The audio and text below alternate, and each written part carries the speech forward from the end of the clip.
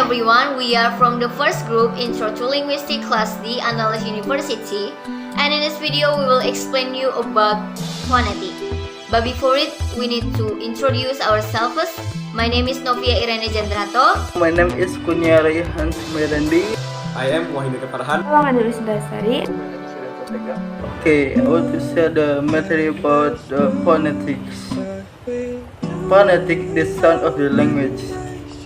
The study of speech sound is called phonetics. To describe speech sound, it is necessary to know what the individual sound is and how each sound differs for all others. This is not as easy as it may seem, for when we speak, the sounds seem to run together and is it at all obvious where one sound ends and the next begins. However, when we know the language we hear, the individual sound in our mind ear and are able to make sense of them, unlike the sign pictured in the cartoon. Next, identity of speech sound.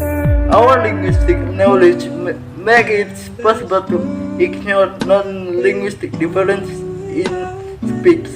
Furthermore, we are capable of making sounds that we know are not speak sounds in our language.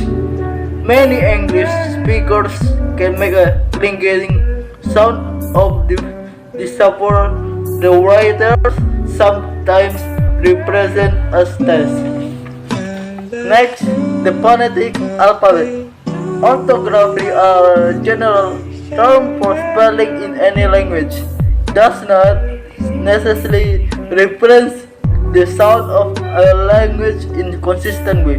To be scientific and phonetic in science, we must devise a way for the same sound to be spelled with the same letter every time, and for any letter to stand for the same sound every time.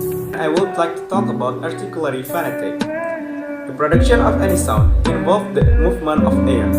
Most speech sounds are produced by pushing long air through the vocal cords up to the throat, into the mouth or nose, and finally out of the body. The opening between the vocal cords is glottis and is located in the voice box or larynx. The tubular parts of the throat above the larynx is pharynx. Linguists call oral cavity instead of mouth to distinguish it from nasal cavity. Tongue and lips both are capable of rapid movement and shape changing. All of these together make up the vocal tract. Next is consonants. The sounds of a language fall into two classes, consonants and vowels.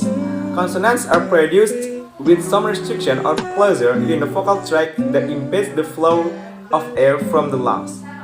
In phonetic, the terms of consonants and vowel refer to types of sounds, not to the letters that represent them. We classify consonants according to where in the vocal tract the airflow restriction occurs, called the place of articulation.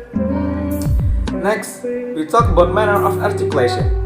Speech sounds also vary in the way the airstream is affected as it flows from the lungs up and out of the mouth and nose. We refer to this as the manner of articulation. Next is voiced and voiceless sounds. Sounds are voiceless when the vocal cords are apart so that air flows freely through the glottis into the oral cavity. If the vocal cords are together, the airstream forces its way through and causes them to vibrate. Such sounds are voiced.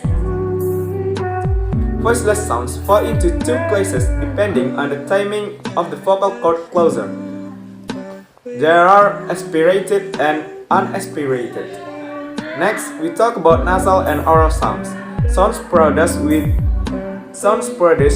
with the volume up, blocking the air from escaping through the nose, are oral sounds, because the air can escape only through the oral cavity. When the volume is lowered, air escapes through both the nose and the mouth. Sounds produced this way are nasal sounds. Stops. Stop are consonants in which the airstream is completely blocked in the oral cavity for a short period. All other sounds are continuous. Next is fricatives. Fricatives in the production of some continuance, the airflow is so severely obstructed that it causes friction, and the sounds are therefore called fricatives. All fricatives are continuous.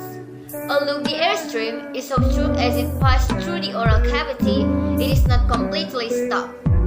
Abbreviated sounds are produced by a stop closure followed immediately by a gradual release of the closure that produce an effect characteristic of a fricative. Liquid sounds is some obstructions of the airstream in the mouth, but not enough to cause any real constrictions or friction. Glass produced with little obstructions of the airstream. Approximants may also be called approximants because the articulators approximate a frictional closeness, but not actual frictions occur. Phonetic symbols for American English consonants. We are now capable of distinguishing all of the consonant sounds of English via the properties of voicing, nasality, and place and manner of articulation. There is three kinds of vowels, namely tongue position, lip rounding, diphthongs, nasalizations of vowels, tones, and lex vowels. Major phonetic class divided for three parts. The first one is non-continuance and continuance. Non-continuance includes nasal stop. Although air does flow continuously out of nose, all other consonants and all vowels are continuous, in which the stream of air flows continuously out of the nose. The second one is obstruent and sonorants. Obstruent is a non-nasal stop, the fricative and the affricative from a major class of sounds, and a sonorant is sounds that are not obstruent, such as vowels, nasal stop, liquids, and glides. The third one is consonantal sounds. Labial sounds are those articulated with the involvement of the lips. Coronal sounds articulated by raising the tongue blade, including interdentals, alveolars, palatals, the affricatives, and delicates. Anterior sounds are consonants produced in the front of part of mouth, and sibilant sounds is categorized by an acoustic rather than an articulatory property of its member. And the second is syllabic sound. Syllabic sound is sounds that may function at the core of a syllable possess the future syllabic. Clearly, vowels are syllabics, but they are not the only sounds class of the anchor syllables. And the third is tone and intonations. Tone is language that uses the pitch of an individual vowels or syllables to contrast meanings of words, and it's called tone. There are two kinds of tones: registered tone and contour tone. And the second is intonation. Variation of pitch that is not used to distinguish words called intonations. The pitch contour of an utterance may affect the meaning of the whole sentence. Phonetic alphabet, which includes modified Roman letters and diacritics, by means of which the sounds of a human language can be represented to distinguish between orthograph or spelling. And phonetic transcription, where the letter between square brackets as the phonetic for phonetic. All English speech sounds come from the movement lung air through the vocal tract. Human speech sounds fall into classes according to their phonetic properties.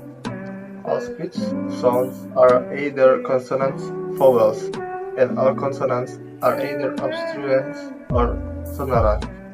Vowels from the necklace of syllables. They differ according to the position of the tongue and the lips, high, mid, or low tones, front, central, or back of the tones, rounded or underrounded lips.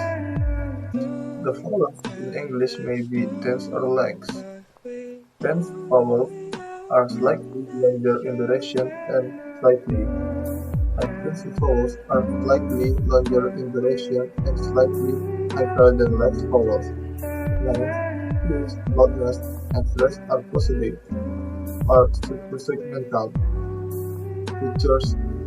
The greatest to specify Such properties as nasalization, length, stress, and tone may be combined with the phonetic symbols for a more detailed phonetic transcription.